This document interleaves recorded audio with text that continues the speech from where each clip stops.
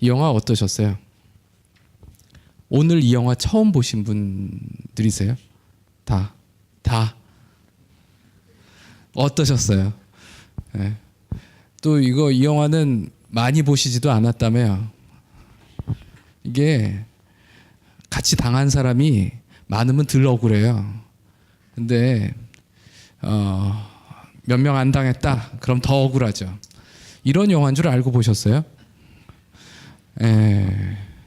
그러니까 사실 이 영화의 홍보에는 참 문제가 있다고 생각을 합니다. 이 영화를 가족 영화라고 홍보를 하잖아요. 그리고 이거 가족의 달에 그 포스터도 보면요, 막 이런 포스터들 많아요. 미국에도 이렇게 화목하게 온 가족이 앉아서 좀 약간 괴팍해 보이지만 그래도 알고 보면 괜찮은 엄마일 것 같은 메릴 스트립하고 줄리아 로버츠가 나중에 이제 엄마하고 화해도 하고 뭐 좀 잘 될 것 같은 그런 이제 오랜만에 엄마를 만나서 저 빅피쉬처럼 아버지가 좀 괴상한 인간인데 빅피쉬에서는 좋게 끝나잖아요. 그런 뭐 엄마 버전이겠거니 하고 영화를 보시는 분들이 많더라고요. 제가 이 영화 처음에 개봉했을 때 극장에서 봤는데 그때도 가족이 같이 온 팀들을 몇 팀을 봤어요. 아마 그분들도 그런 생각을 하셨을 거예요. 이게 이 가족 간의 화해와 뭐 또 서로의 이해를 보여주는 영화일 거다라고 생각하고 보셨는데 이제 끝날 때 표정은 정말 안 좋으셨어요. 그야말로 막장 중에 막장. 끝을 알 수 없는 막장. 여기까지 갔으니까 이제 뭐 갈 때까지 갔겠구나 싶었는데 한 번 더 보여주는 어떤 무엇을 상상하던 그 이상을 보여주는 막장의 영화죠. 우리나라 가족 드라마에서 보여주는 어떤 막장스러움, 불치병도 나옵니다. 그렇죠? 출생의 비밀도 나오고요. 그 외에도 삼각관계도 있어요. 사실 어떻게 보자면 결국 그 출생의 비밀에 삼각관계가 섞여 있는 거죠. 하여튼 있을 건 다 있는 그런 놀라운 드라마예요. 그런데 이 영화를 저는 보면서 처음에 느꼈던 게 어떤 미국 남부 특유의 어떤 문화적인 정서 같은 거, 그걸 주로 남부를 다룬 영화들에서 많이 보는 그런 정서를 느꼈어요. 아마 여러분들도 그 영화 처음에 이제 가족들이 등장하면서 왜 이렇게 덥냐, 아이고 더워 하는 장면을 보시면서 이게 뭔가 저 사람들이 저렇게 된 게 날씨 때문일지도 모르겠다라는 생각도 드셨을 거예요. 실제로 이 영화의 배경이 되는 이 가족들은 전부 아일랜드 출신이죠. 이 아일랜드에서 만들어진 원작은 아일랜드 극작가가 쓴 것 같더라고요. 어쨌든 아일랜드 특유의 정서라는 게 있습니다. 그게 뭐냐? 말이 많아요. 그리고 고집이 엄청나게 셉니다. 닥치고 keep calm and love 뭐 your country 뭐 이런 식의 표어들, 영국 쪽에서, 아일랜드도 영국 계통이니까 그쪽에서 쓰는 표어들이 있는데 그걸 아이리시로 바꾸면 이렇게 됩니다. 우리는 아이리시라서 난 그런 거 keep calm 따위 안 해 라는 거야. 입 닥치고 그거 안 하. 우린 입 못 닥쳐. 아일랜드는 영국에서 독립하기 위해서 미친 듯이 싸운 나라이고, 그러니까 우리나라로 치자면 그 아일랜드에서 피해 금요일 뭐 이런 그 참변이 벌어졌던 그 날은 우리나라 이제 광주에서 민중항쟁 벌어졌던 거에를 한 이틀 정도로 압축한 그런 사건이었어요. 그런 거라든지 하여튼 아일랜드 사람이 한이 많습니다. 그리고 독하고요. 그리고 고생을 많이 했고 핍박을 많이 받았어요. 그런 어떤 악이 쌓여 있는 거죠. 거기다가 아일랜드 사람들도 상당히 무뚝뚝한 것 같더라고요. 그래서 우리나라 남부 뭐 경상도 쪽에 가면 전화 통화가 나다, 아는 뭐 그 정도잖아요. 말을 길게 하면 남자가 아닌 거죠. 아일랜드 사람들도 전반적으로 남녀 간의 어떤 그런 차이들이 있는 것 같더라고요. 그런 게 사실 이 영화에서도 묘사가 돼요. 남자들은 말을 안 합니다. 웬만하면 개입을 안 해요. 가족이 막 막장으로 치더라도 남자들은 잘 몰라요. 사실은 한 발 떨어져 있습니다.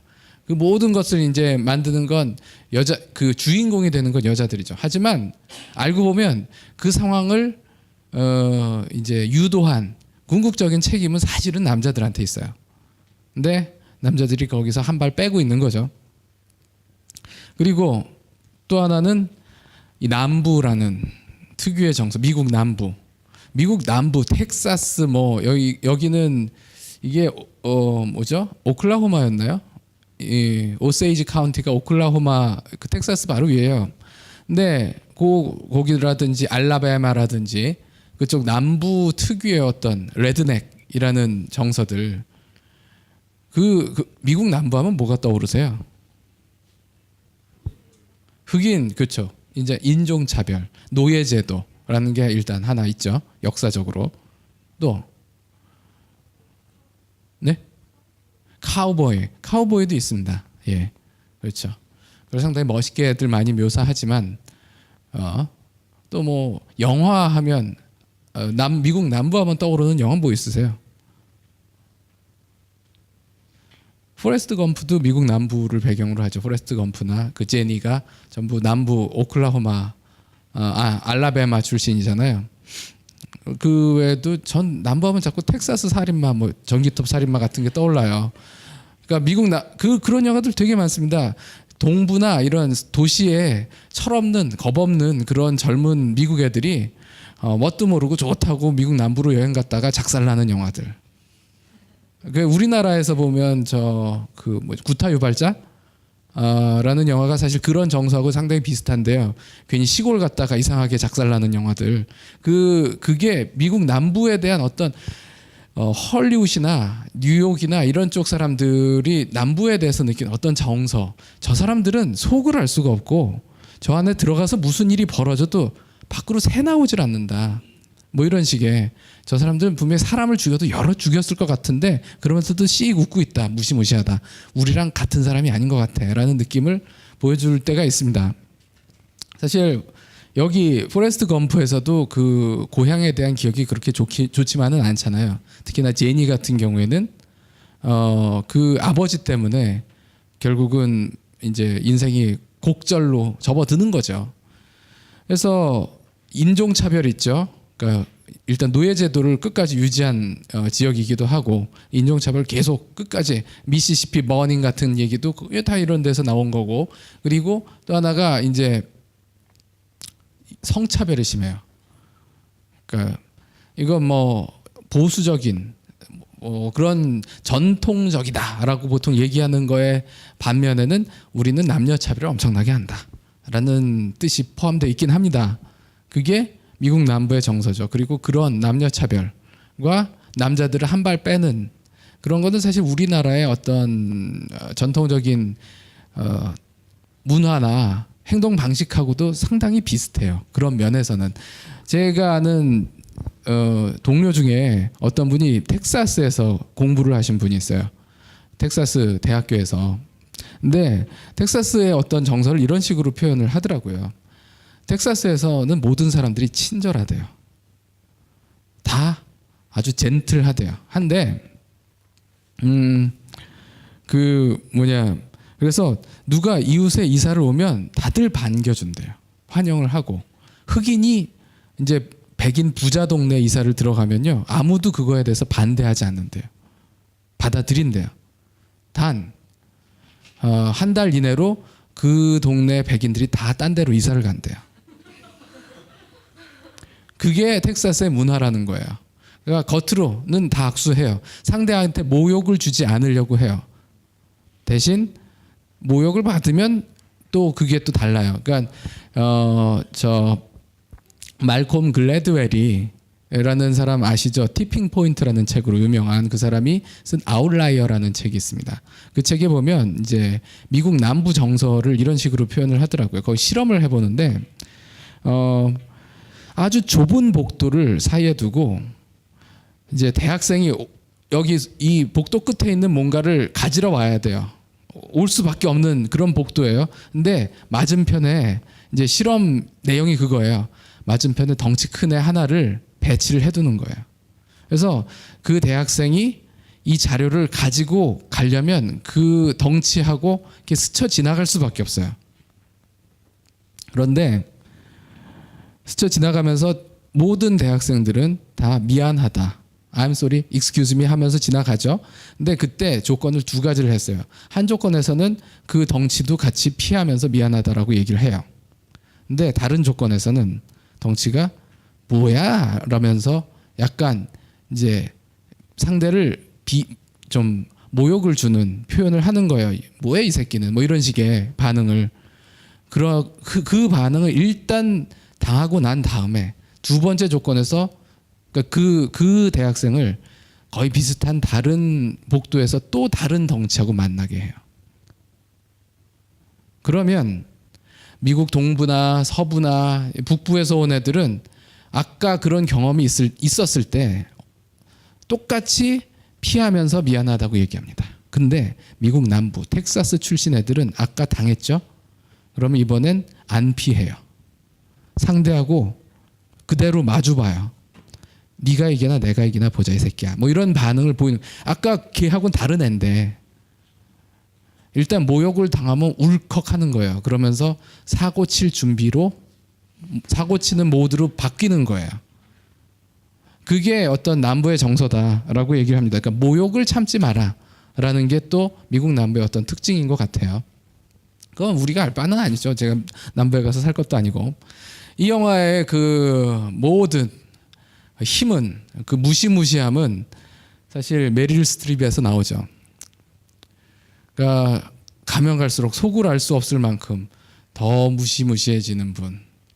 근데 이분은 도대체 왜 이럴까? 이 엄마가 도대체 왜 이러고 있을까? 사실 그게 이 영화의 주제일 거예요. 이 영화를 그 좋은 부모와 나쁜 부모의 차이 뭐 이런 식으로 이제 홍보를 했고, 그래서 저는 아까 여기 오신 분들이 연세가 좀 있으시다고 들어서 초점을 바꿔야 되나 싶었는데 정작 오신 걸 보니까 그냥 제가 준비한 대로 하면 될 것 같아요.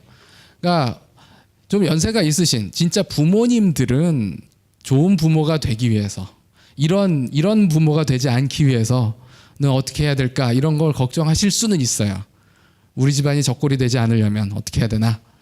근데 사실 여기 있는 젊은 분들은 아직은 그런 가족이나 이제 자녀를 키운다는 것보다는 실제로 내가 겪는 부모와의 관계들, 사실은 부모가 아니라도 부모에 준하는 직장의 상사, 뭐 지도 교수, 그러니까 파더 피겨라고 보통 얘기하는 그런 권위를 가진 그런 상대하고 뭔가 관계가 잘 안 풀린다든지 그 인간이 하도 꼴통이라서 내가 저 인간을 어떻게 해야 될까.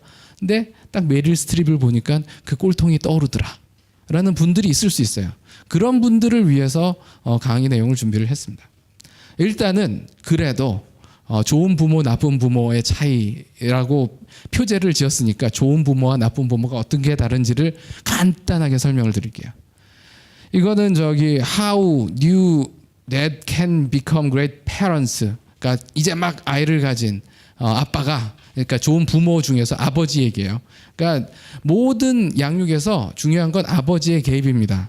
엄마 혼자서는 엄마 혼자서 아무리 노력을 해도요, 아버지가 조금 개입하는 거의 효과만큼 큰 효과를 가져오기가 어려워요. 모든 양육이 성공하려면요, 엄마 아빠가 입을 맞춰야 됩니다. 망하는 양육의 가장 대표적인 특징이 뭐냐면, 공통점이 뭐냐면요, 엄마 말 다르고 아버지 말 다를 때예요. 엄마가 이거 하지 마 그랬는데 아버지가 괜찮아 해. 그리고 아버지는 이거 해 그러는데 엄마가 그거 하면 안 돼. 이럴 때 그러면 아이가 누구 장단에 맞춰야 될지 처음엔 헷갈리다가 나중엔 그 둘 사이의 균열을 이용하는 법을 배웁니다. 그러니까 일단 애 앞에서는 부모님이 둘이 같이 얘기해야 돼. 똑같은 얘기를 하고 똑같은 태도를 견제해야 됩니다. 애 없는 데서 둘이 합의를 하세요. 그리고 애 앞에서는 우리 둘은 일심동체다. 연합을 하고 있다. 네가 여기서 빠져나갈 구멍은 없다라는 걸 확실히 보여줘야 됩니다. 그런데 아버지가 양육에 개입을 할 때 아버지가 저지르기 쉬운 실수들이 있습니다. 그리고 그 실수가 될 포인트들을 괜찮은 효과로 바꿔줄 수 있는 지점들이 있어요. 그걸 여기서 얘기하는 거예요. 일단 부모가 자녀를 키우는 데 있어서 부모가 해줘야 될 두 가지는 핵심은 크게 두 개라고 봅니다. 물론 하나 있어요. 애 먹여줘야 돼요. 입을 옷을 줘야 됩니다. 잘 곳도 만들어 줘야죠. 그건 기본적으로 당연히 해야 되는 거고, 심리적으로 해줘야 되는 게 뭐냐? 그러면 하나는 뭐냐면 자신감을 키우는 거예요. 그러니까 교육 자체는 저기 저 학교에 가면 돼요. 학원도 많이 있고. 근데 내가 이런 걸 잘할 수 있다라는 느낌을 갖게 하는 거는 사실은 양육에서 담당해 줘야 됩니다. 물론 나중에 애가 그걸 바탕으로 해서 학교에 가서 더 키우겠죠. 하지만 기본 바탕은 집에서 만들어 줘야 돼요.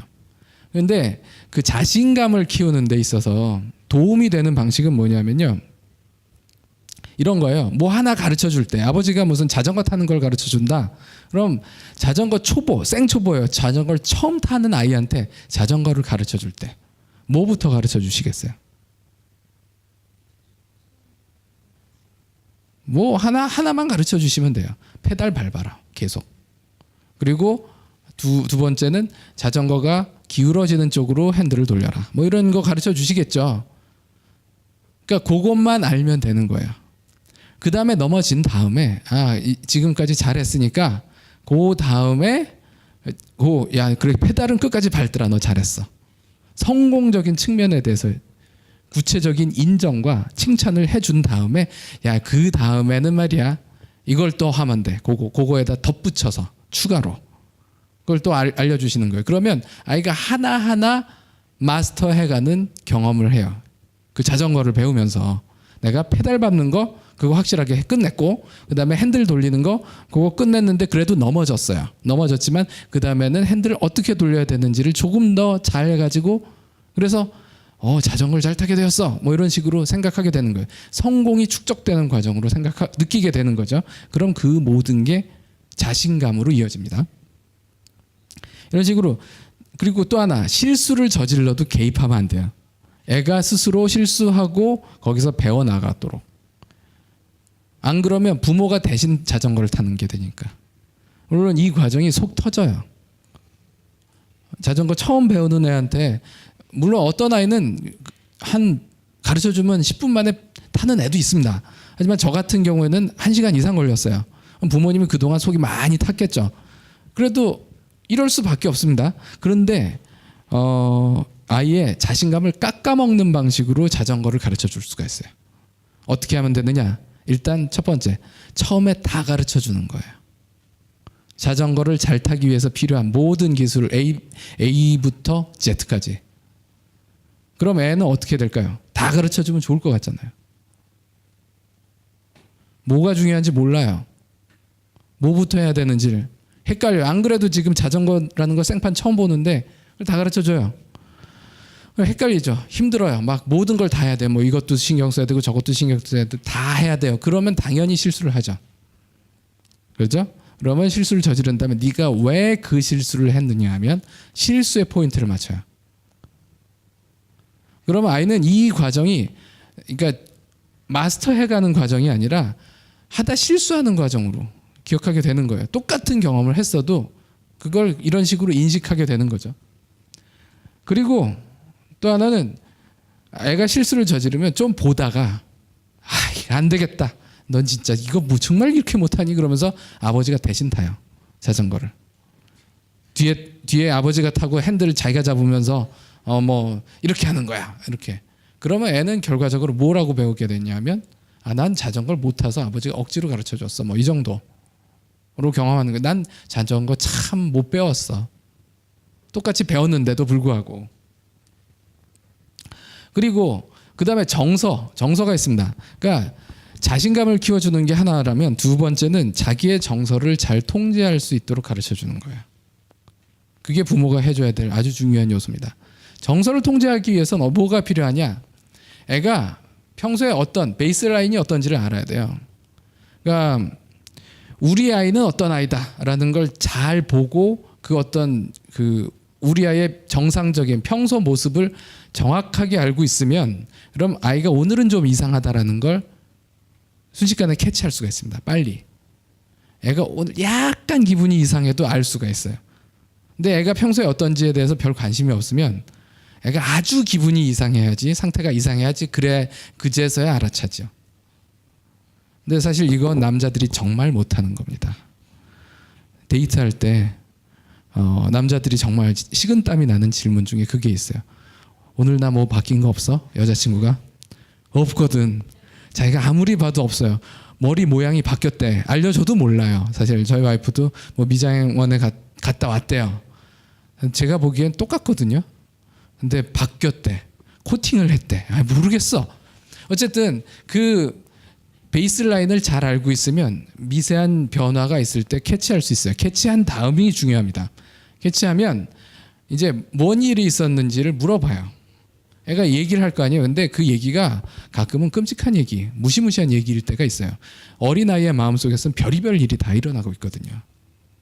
그러니까 우리 아이가 딱 그 얘기 처음 그것만 듣고서는 우리 아이가 사이코패스구나라는 생각이 들 정도의 무시무시한 얘기가 들릴 때도 있습니다. 근데 그때 기겁을 하는 게 아니라요. 감정 자체는 아버지 그럴 수도 있구나 정도로 받아들여. 놀라운데 그래 그렇구나 정도. 그건 어쨌든 애한테 일어난 일이니까 받아들여 주되 감정 자체는 인정하되 그 감정을 네이밍을 하도록 도와줘야 돼요. 그러니까 네가 느끼는 그 감정이라는 게 결국 그러니까 화가 난 거였구나. 그리고 뭐 누구 친구가 죽었으면 좋겠어 이딴 소리를 했단 말이에요. 그래? 왜 그랬니? 뭐 그러다가 네가 그 친구한테 화가 많이 났었구나. 그리고 그 친구한테 화난 이유 중에 하나는 네가 걔보다 뭔가 못해서 좀 질투심이 생겼었던 거네. 뭐 이런 식으로 레이블링을 하게 해야 돼요. 레이블링을 하면 이름을 붙이면 자기 정서에 이름을 붙이면 그때부터 그 정서는 인지적인 처리의 대상이 됩니다. 인지적인 처리를 하면 통제할 수 있어요. 근데 인지적인 처리를 안 하면 감정이 나를 움직이기 시작합니다. 그래서 자신이 느끼는 모든 감정에 언어적 명칭을 붙일 수 있도록 도와준 다음에 감정은 다 좋은데 느낄 수 있어요. 느껴도 돼. 그건 느껴지는데 어떻게 받아들이되 그게 행동으로 이어질 때는 선이 있다. 이 행동은 하면 안 되고 이건 해도 된다라는 선을 그어주는 거예요. 감정에 대한 허용과 그다음에 행동에 대한 제한을 동시에 알려주는 거죠. 이러면 행동만 안 하면 된다. 그럼 점점 감정을 인식하고 인지적으로 이제 처리하다 보면 그 감정이 내 통제 영역 안에 들어오게 돼 있어요. 처음에는 막 뭐 그런 식으로 사이코패스처럼 이상한 감정을 얘기하던 애도 나중엔 그 감정을 옛날에 한때 그랬던 것 정도로 혹은 심지어 기억조차 못하는 수준으로 그 감정들이 사라져 버려요.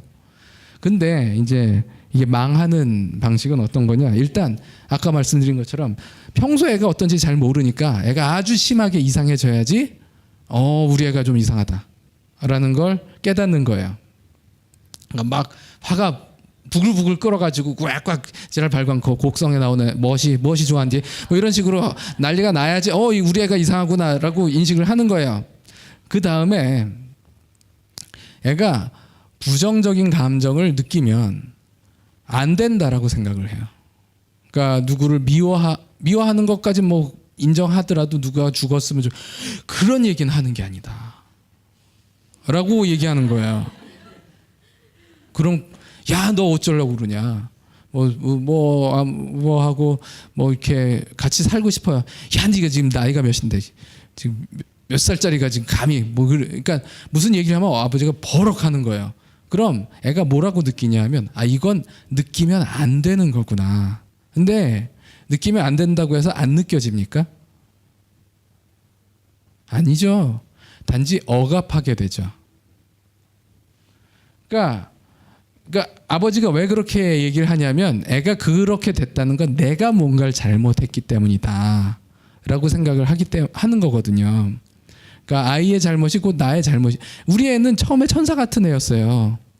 근데 그리고 우리 집에서 계속 자랐고요. 그런 아이가 갑자기 아무개가 죽었으면 좋겠어요. 뭐 이런 식. 우리 집에서 나한테서 온 거지 누구한테서 왔겠어요. 그러니까 이건 내 잘못이라고 생각을 하고 그래서 그 나쁜 감정을 좋은 감정으로 바꾸려고 해요. 근데 감정은 바뀌어지지는 않습니다. 그래서 무시하고 억압하도록 요구를 하죠. 그리고 감정에 대해서 신경 쓰지 말라고 얘기합니다. 감정은 중요한 게 아니다. 이건 마치 여기서 행동하고 감정을 분리하는 거랑 비슷해 보여요. 근데 이거는 해가 되는 거예요. 이건 도움이 되는데.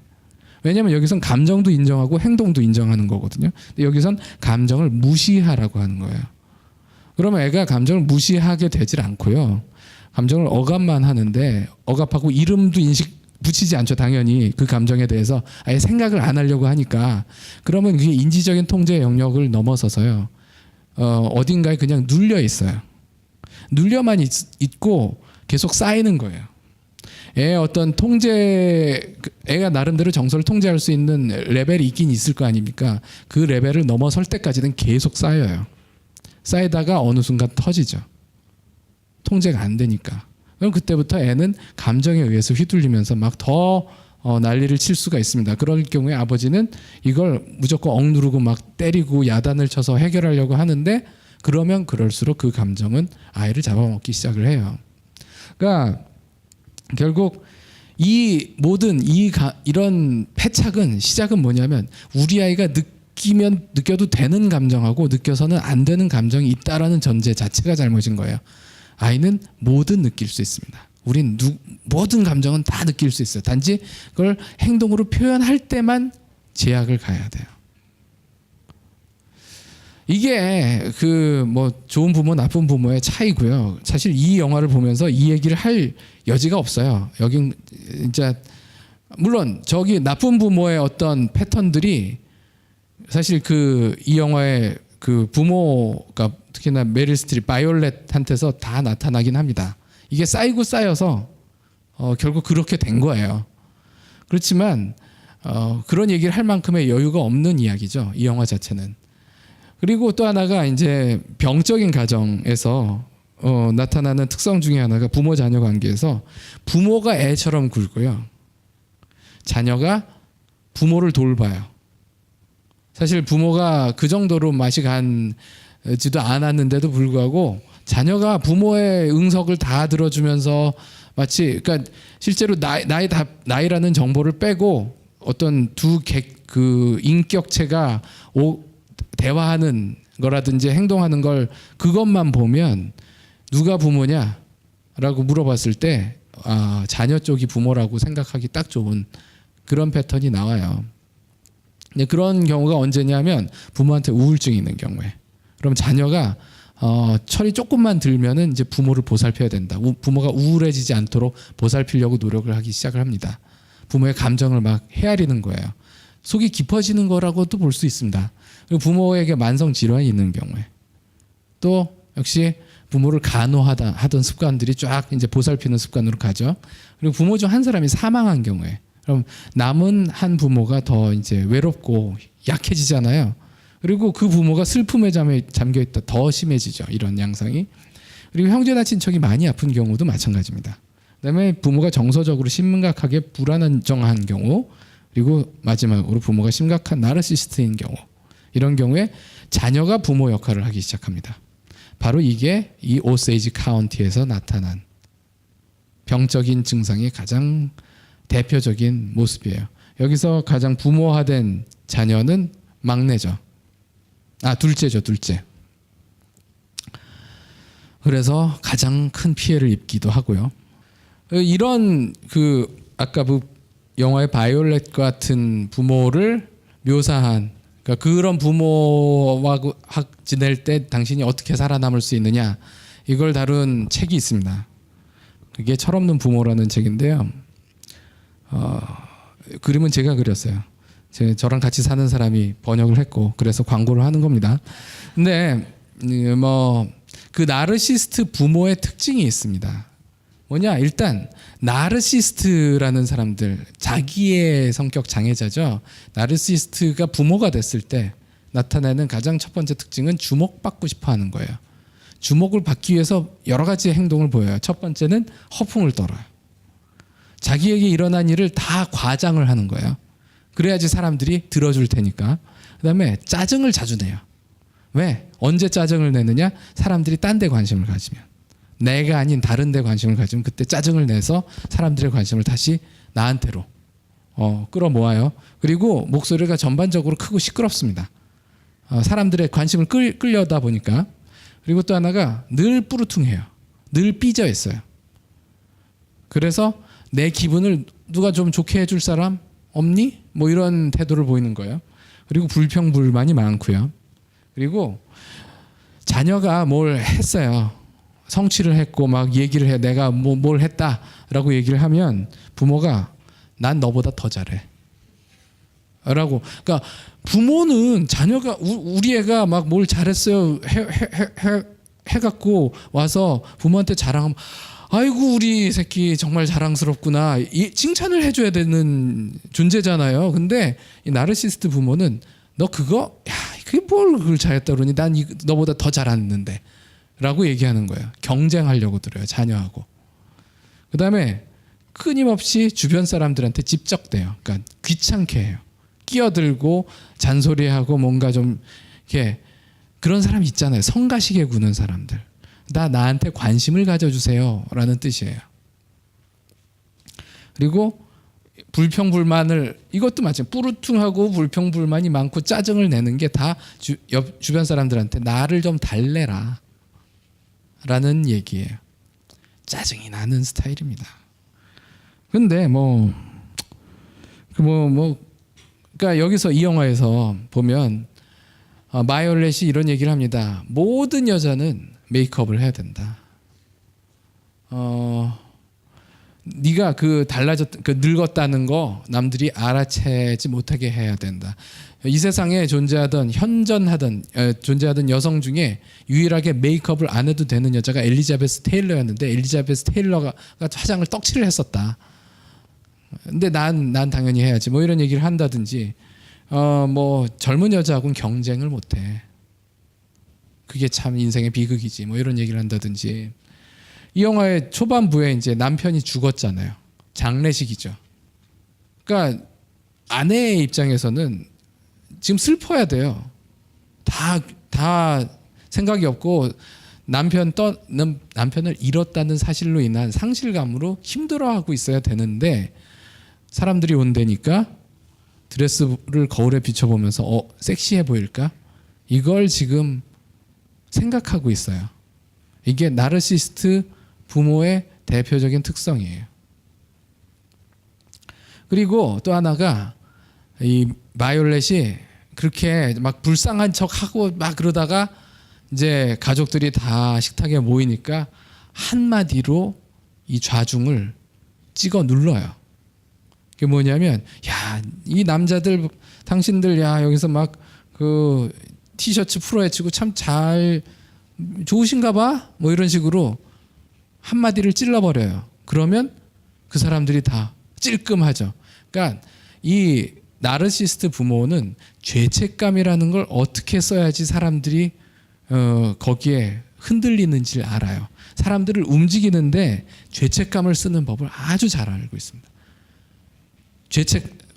어떤 말을 하고 어떤 행동을 해야 상대가 죄책감을 느끼게 될지 그걸 잘 알아요. 그리고 일단 상대가 죄책감을 느끼면 미안해지잖아요. 그러면 내가 그 다음에 요구를 할 때 받아들이게 돼요. 그러니까 상대를 조종하는 데 있어서 가장 큰 지렛대가 죄책감인 거예요. 주변에 그런 사람이 있지 않습니까? 내가 도대체 왜 이번에도 당했지? 돌이켜보면 갑자기 미안해진 거예요. 뭔가 안 해준 게 그거 안 해주는 게 당연한 거였는데 어떻게 하다 보니까 그게 안 해준 게 되게 미안한 것처럼 느껴지고 그러다 보니까 뭔가 대신 뭐라도 해줘야 될 것처럼 그래서 결국은 하다 보니까 이렇게 코도 꿰이고 이 꼴이 됐네. 오늘도 또 당했네. 뭐 이런 느낌이 들게 만드는. 그리고 또 하나가 나르시스트 부모는 독특하고 특별한 사람이 되길 원해요. 그래서 자꾸 하지 말라는 걸 해요. 하면 안 되는 걸 해요. 그리고 난 그래도 된다라고 생각해요. 자신이 무시되거나 간과되면 화를 버럭버럭 냅니다. 자기 차례를 기다리지도 않고. 그러니까 전부 뭐냐면 난 예외야 라는 얘기예요. 남들은 그거 하다 걸리고 벌 받고 그래도 나는 괜찮아. 이 영화에서 바이올렛은 특히나 이런 행동에 해당되는 게 뭐가 있을까요? 바이올렛이 보여줬던 것. 그렇죠. 약물이죠. 사실 그거 먹으면 안 된다. 거기다가 폐암이잖아요. 그럼 담배 피우면 안 되잖아요. 그런데도 불구하고 계속 담배 뻑뻑 피우면서도 난 아프지 않니? 이게 말이 됩니까? 아프니까 담배 피우지 말라는 건데 그렇게 내가 아프니까 네가 이런 걸 해줘야지 이런 식으로 나가죠. 그러니까 나르시스트가 자기 몸을 아끼는 건 아니에요. 꼭 그렇진 않아요. 박진영 같은 사람은 자기 몸을 엄청 아끼는데 그 사람도 나르시스트예요. 근데 모든 나르시스트가 그렇진 않아요. 나르시스트한테 제일 중요한 건 주변 사람들의 관심입니다. 그걸 끌어오기 위해서 죄책감도 쓰는 거고 그다음에 죄책감을 그렇게 잘 발동을 시키기 위해서라면 자기 몸을 망치는 것도 마다하지 않는 사람들이 나르시스트예요. 그래서 특히나 부모의 경우에도 그렇고요. 그래서 자기는 지침이나 규칙을 따르지 않아도 문제가 되지 않고 또 하나 대표적인 특징이 남이 말 오래 하는 걸 참지 못해요. 끊어요. 계속. 내 말이 언제 끊겼냐 누구한테 끊겼냐 보면 다 그 양반한테 끊긴 거예요. You try to get, 그러니까 이것도 뭔가 이제 막 그 짐 정리해서 여기서 좀 이사 가시라고 이제 나갈 때가 되지 않았냐 여기 너무 그렇지 않냐 그랬더니 그런 소리 하지 말라고 한마디로 또 찍어 누르는 거죠. 아주 격하게 반응을 하면서 그런 것들. 그 다음에 또 나르시스트 부모의 특징 중에 하나가 공감을 잘 못해요 사실은. 그러니까 주변 사람들한테 의존하고 있는 거거든요. 그런데도 불구하고 그 사람들이 나한테 되게 중요한 사람들이에요. 그런데 그 사람들을 나의 도구로만 생각을 하지 나와 같은 급의 사람이라고 생각을 안 합니다. 같은 급의 사람이라고 생각을 해야지 공감이 되는 거예요 사실은. 공감하는 순간 나랑 소통하는 동등한 사람이 되는 거예요. 공감과 동등함이라는 건 사실 같은 얘기입니다. 같이 가는 거예요. 근데 나르시스트에겐 절대로 일어나지 않는 일이에요. 공감을 하면 더 이상 나르시스트가 아니에요. 그래서 자녀를 무시하거나 헐뜯는 말을 막 합니다. 사실 대부분의 나르시스트 부모는 어떻게든 자녀를 찍어 눌러요. 닌 별거 아니야 라는 걸 끊임없이 주입시킵니다. 넌 나에 비하면 아무것도 아니야. 내가 나니까 지금 너를 이렇게 키워주는 거야. 이렇게라도 너처럼 한차던 거를 내가 라니 그런 암묵적인 메시지를 계속 주는데 나중에 자녀도 머리가 굵어지면 반항을 하잖아요. 엄마 너 이건 너무하지 않냐고. 그러면 그때 야 그 뭐 엄마가 그런 얘기 할 수도 있지. 그거 갖고 뭐 그렇게 눈을 도끼처럼 치켜도 야 엄마 잡겠다? 뭐 이런 식으로 반응을 하는 거예요. 그러면 내가 좀 심했나? 라는 생각이 들게. 그걸 워낙 그 연기를 잘하니까. 그리고 자녀의 감정을 무시해요. 자녀가 슬퍼하든 기뻐하든 그건 야 그래 좀 그래 봐라 뭐 이 정도로 생각을 하고 그건 중요하지 않아요. 그래서 결론이 네가 그래서 나한테 뭘 해줄 건데 그게 중요한 거예요. 그리고 또 하나 아까 그 나쁜 부모의 특징 중에 하나가 감정을 무시하라고 한다고 그랬잖아요. 사실 나르시스트 부모도 그렇습니다. 근데 어떤 감정을 무시하라고 가르치냐면 자기에 대한 나쁜 감정만 무시하라고 가르쳐요. 나머지 감정 신경 안 씁니다. 나한테 울컥하는 거 네가 그건 잘못이야. 그런 감정은 가져선 안 돼 이 새끼야. 뭐 이런 식으로 가르쳐 주는 거예요. 그리고 자녀의 말 당연히 귀 기울여 듣지 않죠. 중요하지 않으니까. 그다음에 자녀가 뭔가 격한 감정을 느낀 일에 대해서 얘기를 해요. 그러면 이것도 아까 그 아버지랑 비슷한 거예요. 그런 감정에 신경 쓰지 마. 그러니까 나르시스트 부모는 자녀를 잘 통제해서 잘 조종을 해서 내 이익에 봉사하도록 만드는 게 목적입니다. 궁극적인 목적이거든요. 근데 그러려면 자녀가 고분고분해야 돼요. 근데 자녀가 유일하게 고분고분하지 못할 때가 언제냐면 감정에 의해서 휘둘릴 때예요. 그러니까 당연히 감정에 의해서 휘둘리는 순간들을 빨리 모면하려고 해요. 야, 그건 그게 중요한 게 아니고 네가 나한테 어떻게 봉사할지가 중요한 거거든. 이라는 쪽을 자기 쪽으로 관심을 계속 돌리는 거예요. 그리고 감정을 그럼에도 불구하고 감정을 표현하면 그땐 애를 찍어 누르죠. 여러 가지 방식으로. 그동안 기죽였던 여러 가지 수단들을 다 사용을 해서 감정에 대해서 신경 쓰다가 어느 순간 혼자서 질질 짜면서 내가 왜 이런 한심한 존재일까 스스로 생각하게 만들어 버려요. 반성하게 만들어요. 그러면 애가 얌전해지거든요. 감정에 의해서 막 움직이다가. 그리고 또 하나가 자아 비판으로 가게 만드는 방법 중에 하나가 네가 왜 그런 일을 당했는지를 사실 이거는 또 많은 남자들이 연애할 때 욕먹는 비결 중에 하나죠. 여자친구가 오늘 직장에서 뭐 누군가와 안 좋은 일이 있었어요. 그 속상한 일에 대해서 얘기를 해요. 근데 남자친구가 그게 왜 그렇게 됐냐 하면 네가 뭐 어떤 잘못을 해서 그렇게 됐느냐 하면이라고 가르쳐 주려고 드는 순간 이제 폭탄이 터지는 거예요. 남자는 그게 폭탄이 자기가 지금 뇌관을 건드렸다는 걸 모르는 거죠. 근데 자녀 앞에서 그런 짓을 하면 자녀는 이미 그동안 수많은 과정으로 축적된 길들여지는 과정이 축적되어 있는 상태이기 때문에 이런 식으로 얘기해도 저항을 못해요. 그냥 들어요. 그러면서 반성을 하죠, 계속. 그러니까 애가 점점 더 고분고분한, 적어도 부모 앞에서는 고분고분한 아이가 됩니다.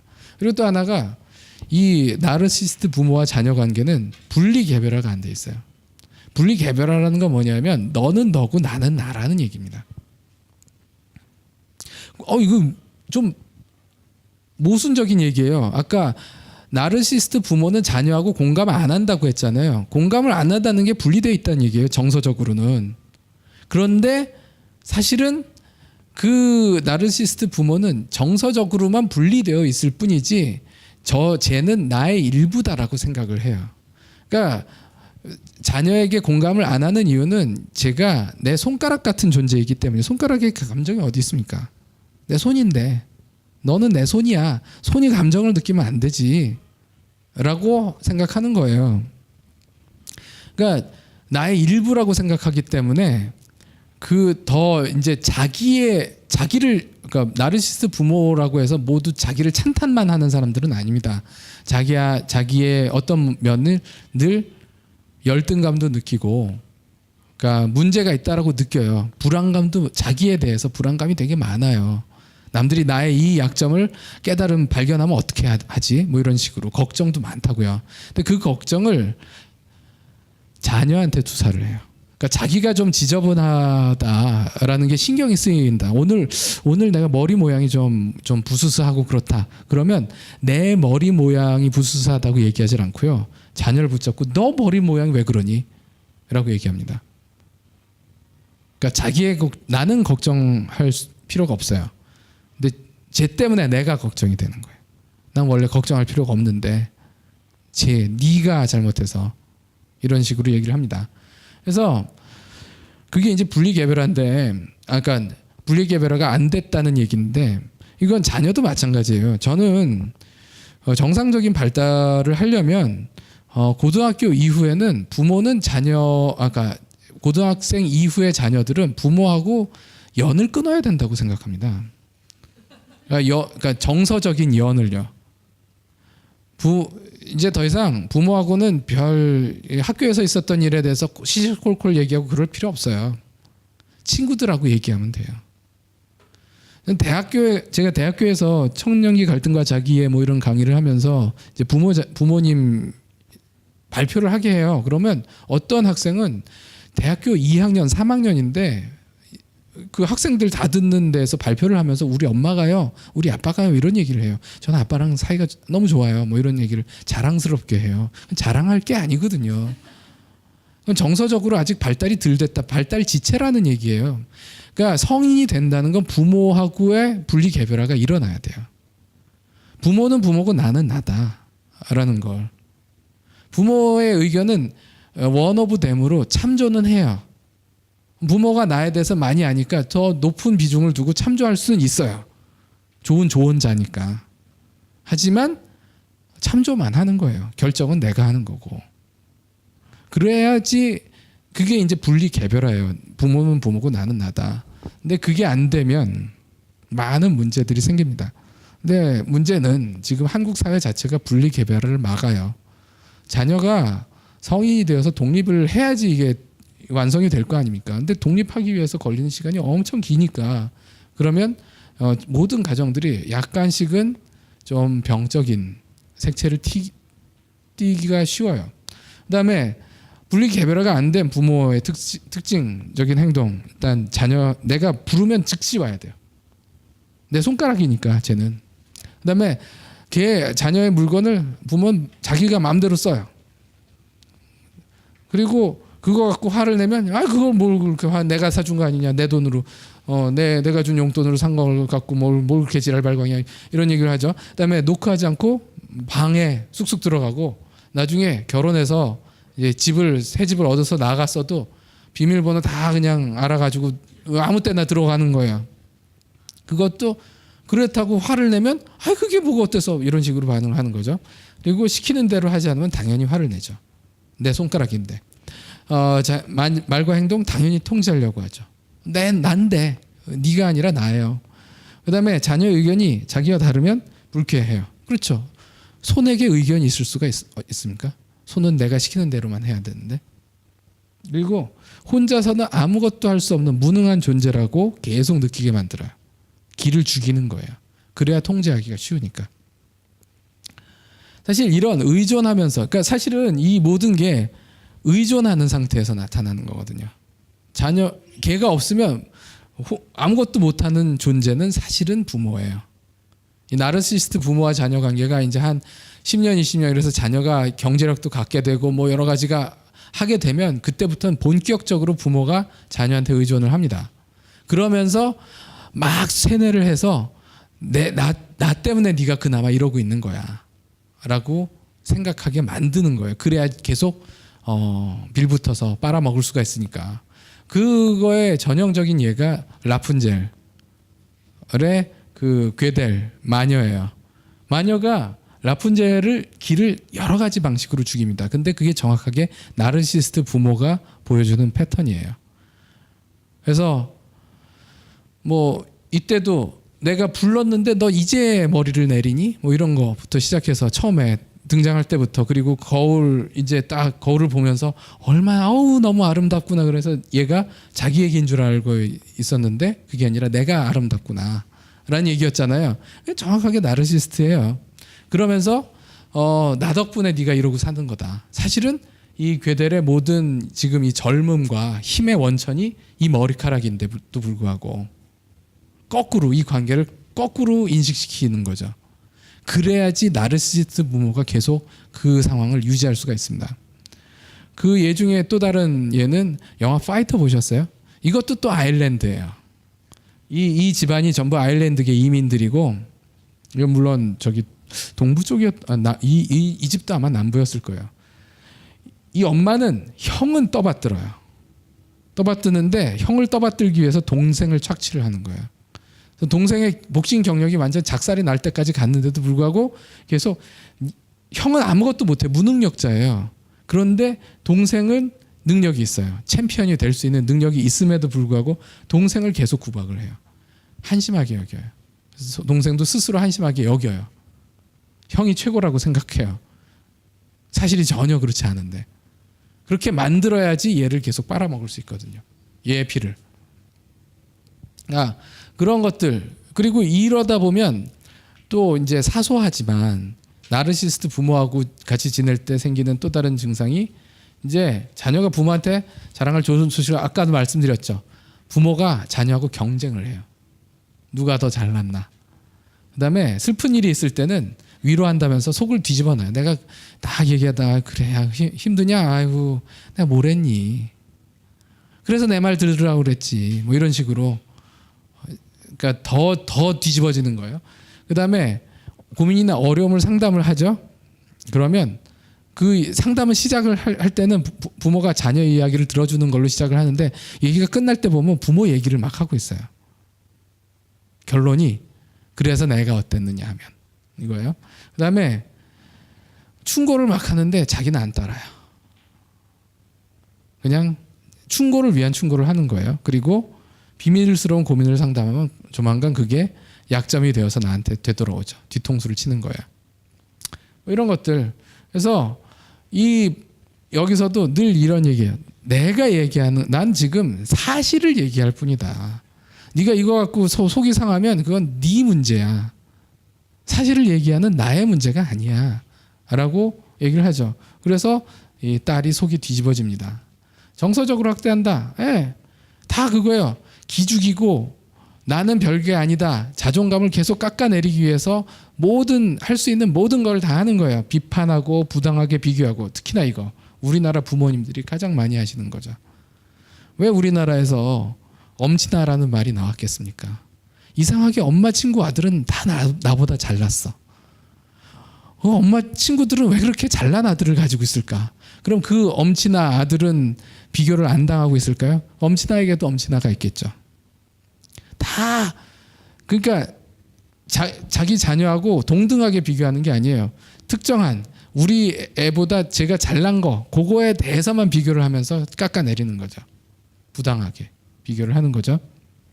그리고 성취 뭘 해냈든 야 그래 고작 그래 참 노력 많이 했구나 뭐 이런 정도로 생각하는 거예요. 그리고 하찮게 여기고 남 앞에서 자기 자녀를 헐뜯고 선제 공격을 하죠. 이것도 좋습니다. 이게 아주 많이 쓰이는 전략이에요. 아까도 말씀드린 것처럼 누가 나한테 뭔가 지적질을 할 것 같으면 먼저 지적을 해요. 공격이 최선의 방어죠. 그래서 죄책감을 유도하는 거. 내가 이렇게 된 거, 내가 이렇게 약해지고 내가 이렇게 아프고 이런 거 다 니들 때문이다. 내가 지금까지 너 때문에 얼마나 많은 걸 희생했는지 아느냐 라는 식으로 얘기를 해요. 그 모든 죄책감이 어릴 적부터 계속 쌓여왔기 때문에 세뇌가 됐기 때문에 자녀들은 이걸 사실이라고 믿어요.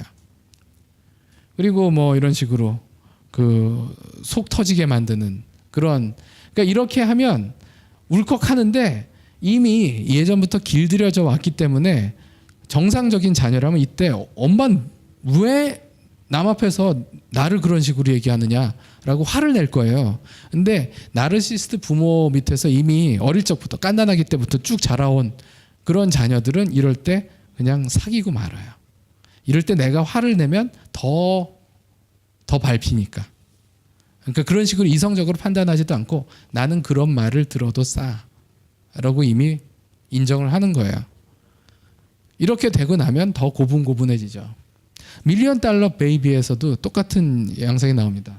여기 보면 이 엄마가 누군지 기억나시죠? 베티 메예요. 참 이 아줌마는 그런 역할로 참 많이 나오시는가 봐요. 이 집도 미국 남부예요.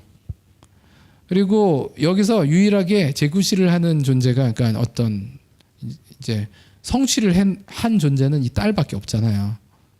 근데 이 가족은 얘를 제일 귀한, 뭐 사실 누구나 다 귀하지만 제일 인정받아야 되는 얘를 인정하지 않아요. 그리고 나중에 딸이 이제 마지막 경기에서 결국 전신 마비가 와서 병원에 왔을 때 이 가족은 문병을 온답시고 와서는 여기에 안 오고 어딜 가죠? 디즈니 월드에 가요. 가족 전체가. 그래서 놀고 이제 막 풍선 들고 삐삐삐 하면서 온 거예요. 그래서 얘가 이제 삐졌죠. 엄마는 내 그 경기에도 안 왔죠. 뭐 이런 얘기를 하니까 엄마가 뭐라고 하냐면요. 야, 너 그 경기에서 졌잖니. 그게 엄마가 할 얘기입니까? 근데 그런 가정들이 있어요. 그걸 지금 여기서 클린트 이스트 이제 열이 퍽퍽 받죠, 이 순간에. 그러니까 그리고 또 하나 마지막 결정적인 건 이 모든 일을 저질러 놓고 그래서 다 이제 일이 막장까지 갔을 때 바이올렛이 여기서 발을 빼요. 이 막장이 막 펼쳐지는 순간입니다. 그때 내가 그래서 말을 안 하려고 했잖니. 내가 그래서 결혼 안 된다고 했잖니. 근데 결국 이 일을 여기까지 터트리게 된 건 네 탓이야 라고 얘기하는 거예요. 무책임해요. 이 모든 게 사실은 이 엄마하고 그 이모하고 그 아버지하고 어른들이 저지른 일이에요. 그런데 책임져야 될 사람들이 빠지는 거죠. 쓱. 그러면서 책임을 딸한테 넘기죠. 그러니까 그러면 이제 자녀는 어떻게 되느냐. 자녀도 미칩니다. 이런 부모 밑에서 자라면 당연히 정서적으로 문제가 생기겠죠. 그래서 이 줄리아 로버츠는 이제 eat your fish라고 하는데 나중에 eat your fucking fish라고 하든가 뭐 그렇죠. 그러니까 그러면 엄마의 이런 모습을 처음 본 이 줄리아 로버츠의 딸은 또 기겁을 하고 막 그러는데요. 큰딸 바바라의 경우에 엄마처럼 되지 않으려고 고향을 떴어요. 그 제일 좋은 방법입니다. 나르시스트 부모의 영향, 그 악영향으로부터 벗어나는 제일 좋은 방법은 물리적으로 떨어지는 거예요. 연락을 끊는 겁니다. 그럼 영향을 미칠 수가 없죠. 근데 그러려면 경제적인 독립을 해야 돼요. 근데 우리나라의 많은 청년들이 이 조건을 채울 수가 없어요. 또 그다음에 엄마와 맞짱을 뜰 수 있는 유일한 딸이 있는데 그 엄마와 맞짱을 뜨려다 보니까 공격적이고 독선적인 어떤 엄마의 모습들을 내면화를 했어요. 그러니까 나르시스트 부모하고 싸우는 건 좋은 방법이 아닙니다. 싸우면 싸울수록 닮게 돼요. 그래서 이 바바라의 남편 이완 맥그리거가 이런 얘기를 하죠. 당신 정말 좋고 멋지고 재밌고 훌륭한 여자야. 나 당신 사랑하는데 정말 어떨 때는 미칠 것 같아. 그래서 지금 결혼 생활도 아주 위험한 상태고 딸과의 관계도 아주 안 좋죠. 그러니까 엄마처럼 살지 않으려고 노력을 했는데 그게 성공을 못한 거예요. 그럼 막내 카렌 얘는 또 어떠냐? 엄마의 어떤 그 탐미주의적이고 쾌락주의적인 속성만 쭉 받아들였어요. 또한 막내이기 때문에 사실 엄마의 그 악영향으로부터 사실은 어느 정도 벗어나 있습니다. 제일 크게 영향을 받는 게 첫째하고 둘째예요.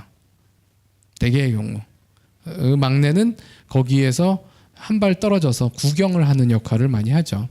그래서 무책임해요. 대신 얘는 그 정도로 가장 어떤 면에서 보자면 여기서 제일 덜 피해 입었어요.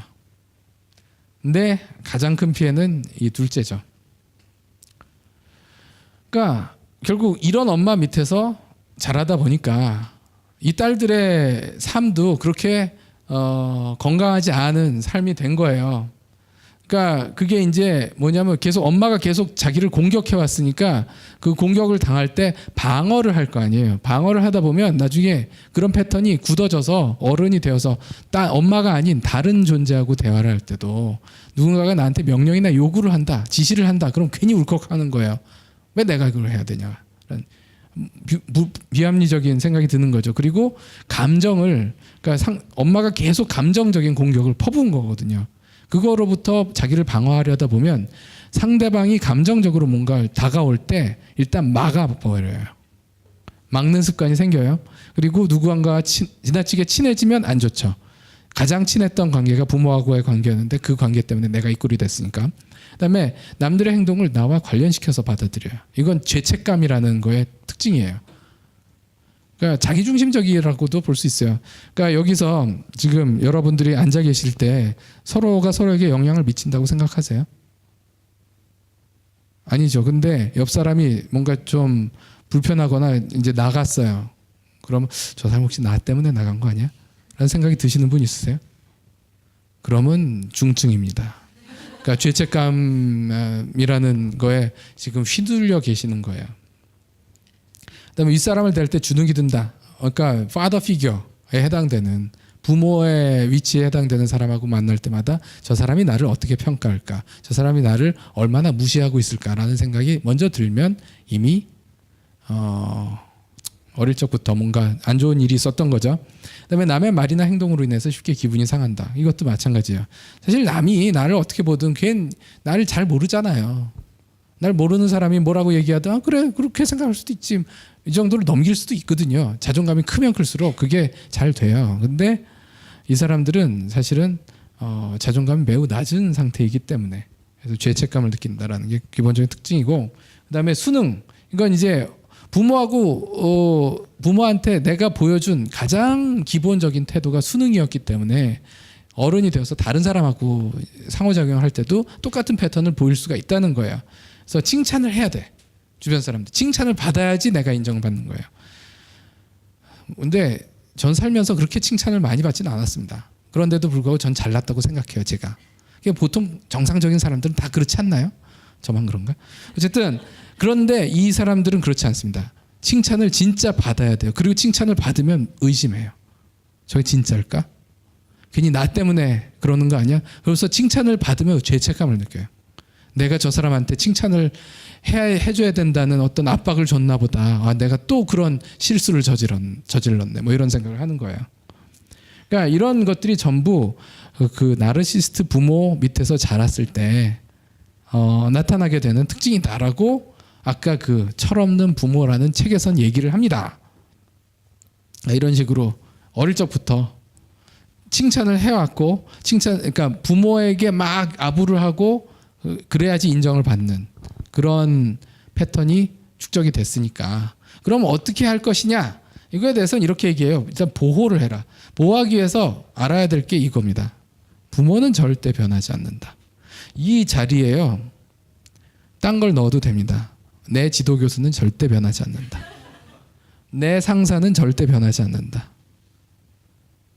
뭐 하여튼 나를 힘들게 만드는 그 인간은 절대 변하지 않는다라고 해야 돼요. 왜냐하면 우리가 그 사람한테 휘둘리는 가장 큰 계기는 뭐냐? 중요한 건 내가 이렇게라도 하면 바뀔 거라는 헛된 희망 때문이에요.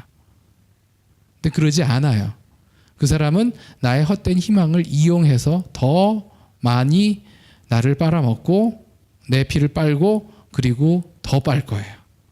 그러니까 헛된 기대를 하면 할수록 부모한테 끌려가는 거예요. 부모든 상사든 누구든. 그리고 또 하나가 이 나르시스트 부모가 가장 잘 다루는 게 감정이에요. 그러니까 이런 나르시스트들은 어떤 정서라는 걸 쫙쫙 뿜어 아우라처럼 뿜기 때문에요. 그 감정에 전염되기가 쉬워요. 감정 전염으로부터 벗어나는 제일 좋은 방법, 아까도 말씀드린 것처럼 물리적으로 벗어나는 거예요. 그러면 이제 전화를 해서 막 계속 뭘 하잖아요. 그때 여보세요 끊든지 뭔가 하여튼 끊어버려야 되는 거예요. 그리고 또 하나가 이제 감정 방어벽을 세워. 이건 전 이걸 책에서 묘사를 하는데 뭐 예를 들면 이런 식으로 그러니까 상상의 어떤 벽이 있다. 부모가 나한테 불을 뿜을 때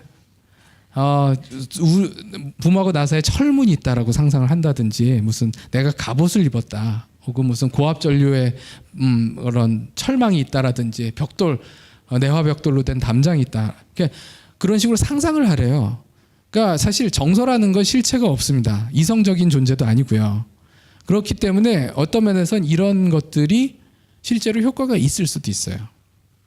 근데 참 생각해 보면 내가 왜 이러고 살아야 되나 라는 생각이 들 것 같긴 해요. 근데 어쨌든 이것도 방법이라는 거예요. 그러니까 왜 그 순풍산부인과나 뭐 이런데 지붕 뚫고 하이킹 뭐 그런 코미디에서 보면 이순재가 정보석을 막 괴롭힙니다. 그것도 딱 나르시스트 부모가 하는 짓이거든요.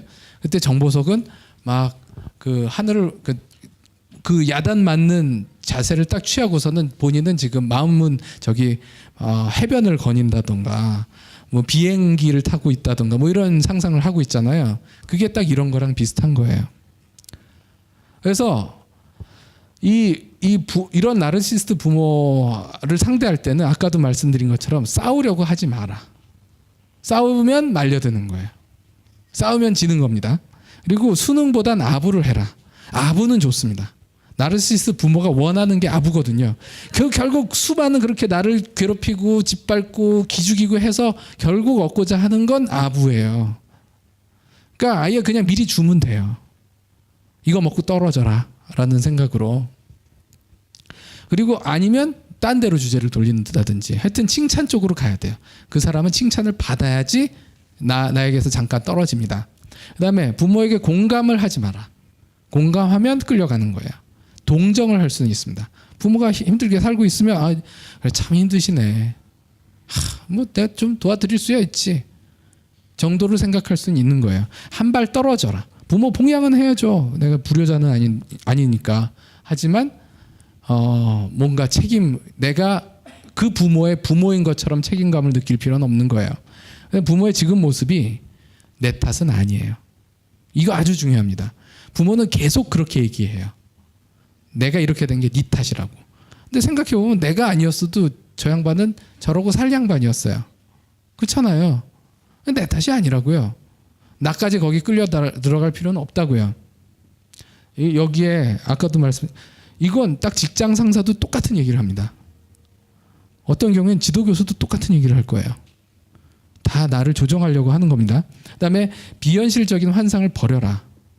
만약 우리 부모한테 내가 이런 걸 해준다면, 뭐 혹은 부모한테 이런 일이 일어난다면 뭔가 좀 달라지지 않을까? 안 달라져요. 그런 거 없습니다. 그리고 이런 일도 안 일어나요. 그다음에 중요한 건 나예요. 내 인생에서 중요한 건 납니다. 근데 부모는 네 인생에서 중요한 건 이 부모다라고 계속 가르쳐 온 거예요. 그렇지 않다라는 걸 되새기라는 거죠. 내가 잘 살아야 돼요. 일단은. 그렇잖아요. 그다음에 부모와 논리적으로 따지려는 생각, 아까도 말씀드렸죠. 부모는 결코 논리적으로 대응하지 않습니다. 이런 부모님은 특히나. 그래서 그럼 어떻게 해야 되느냐? 그러니까 막 그런 것까지 구체적으로 있습니다. 뭐 구체적인 상황. 그러니까 내가 부모한테 이번에도 또 당했어. 한 번 또 당했어. 한 번 오랜만에 일주일 만에 만났는데 또 당하고 말았어.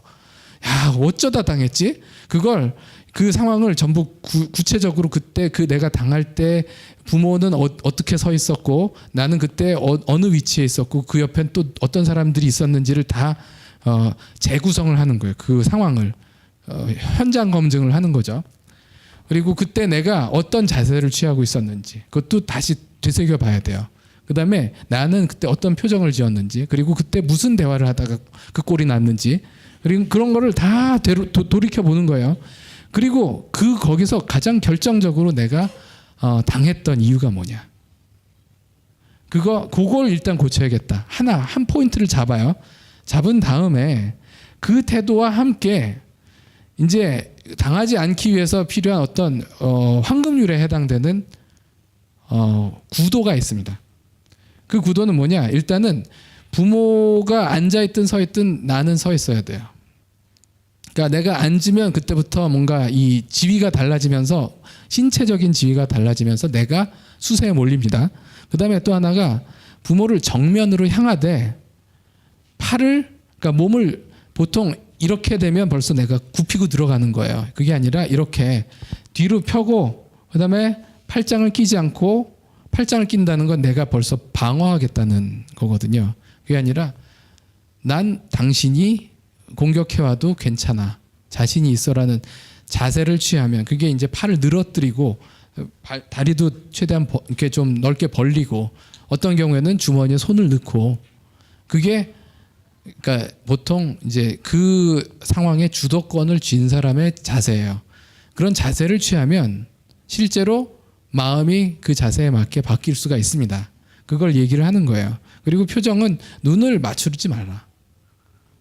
맞추지 말고 그냥 쭉 가끔씩 보되 포커 페이스를 유지를 해라 라는 거죠. 뭐 이런 식으로 얘기를 합니다. 이건 똑같이 상사한테도 쓸 수 있어요. 그러니까 정중하되 무관심한 표정이에요.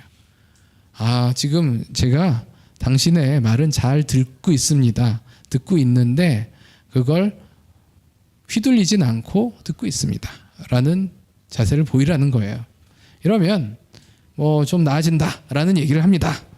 근데 뭐 참 말이 쉽죠. 이게 한 10년 이상 어떤 사람하고 계속 같은 패턴으로 관계를 맺고 나면요, 거기서 벗어나긴 정말 힘듭니다. 감사합니다.